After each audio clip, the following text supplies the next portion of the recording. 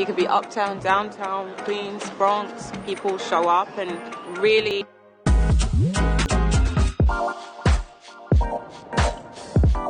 My look today is so 70s inspired. I love vintage pieces, so I really wanted to go for that type of look.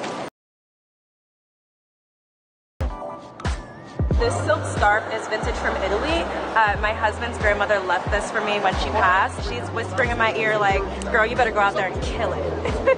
A lot of my inspiration comes from my relatives. My moms, my aunties, fly girls. I saw that all my life. And so I always wanted to be the girl with the nails done, the hair's done, the shoes, boots on, the purse. It's a head to toe thing. Some of my favorite pieces this season already. I'm loving the whole chore jacket, but I love the little bit of embellishment to it. Loving a looser fit jean. I still like a little bit of crop so I can show off the shoes. I love layers. I love neutrals. I think those are happening right now.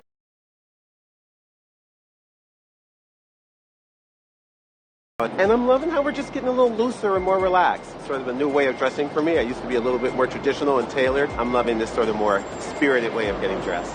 Walking around this city and watching how people express their style, whether they're 8 or 80, I still live for that. So every day I'm looking to just soak it up and look for it. I'm looking for style inspiration all the time. This is a vintage St. John knit blazer.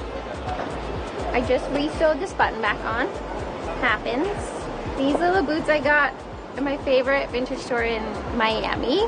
These I got in Venice, Italy, at a vintage store. I have a vintage business called Club Vintage. When I moved to New York when I was 18, I was wearing a lot of heels and like tiny skirts. And that's not that practical because you're like, I gotta get across town in 20 minutes. And you can't really do that in 5-inch wedges. So even just in the practical logistical sense, I think that yes, my style is very influenced by New York City. It's also fascinating when you just go from neighborhood to neighborhood to see what changes and how people, like they're all their own microcosms of